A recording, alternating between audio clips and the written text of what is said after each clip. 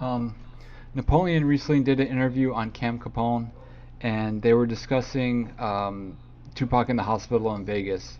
And Napoleon mentioned that him and Gobi and a couple other people did security for Tupac while he was in the hospital.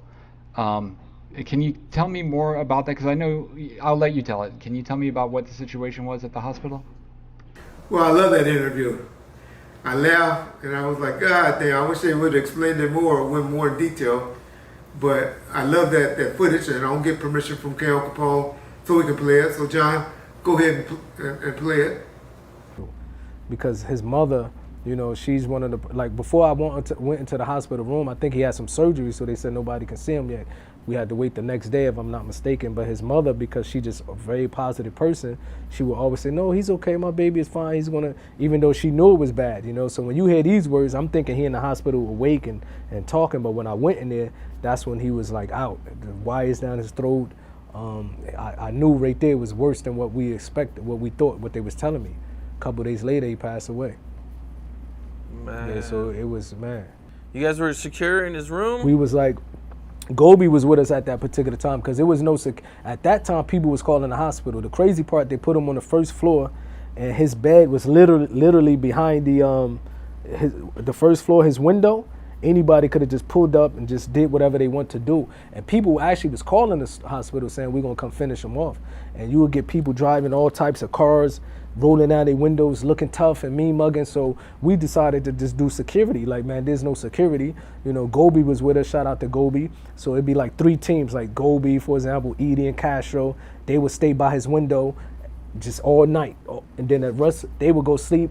Another 3 would come and we'd just stay there all day. So what Mutal was basically saying, because y'all know I love Mutal. Mutal was 100, Napoleon. But what he basically was telling y'all was, number one, which I've been telling you guys for the longest, god damn. Yoyo and Mopreme said Tupac was trying to talk to him and he was moving the bed and all of that. Keep telling y'all that's cap. You young kid word. We call it a lie. That's what we call it. But our mistake.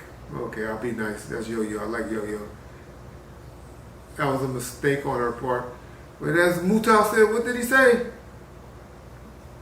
He said he was sedated once we was able to go in. He couldn't move. That's what Reggie Wright been telling y'all.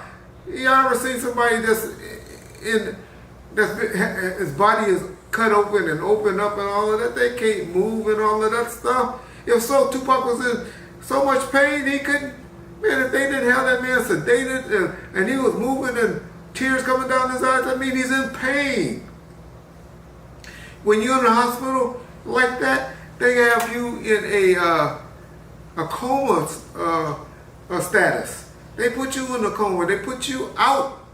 They put you where you sedated so much with drugs in you, you can't move. You on a natural high.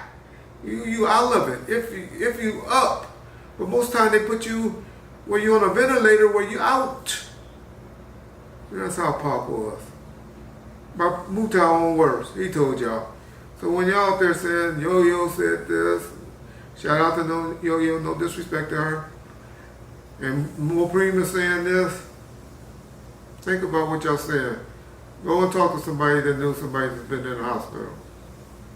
But the main question that you asked from the interview is about the security, which just before the rumors get started, Reggie Wright, Right Way Protective Services had 2 security guards from the time he was placed into his room outside his door, because we had all type of people calling up there making threats, but more importantly, trying to get a picture of him laying like that. We had a candy stripe, a reporter dressed up like a candy stripe and tried to get up there to the room. But we had to take the camera from her. So, what he told y'all, I done heard the story. I done heard, there's an interview from Vlad.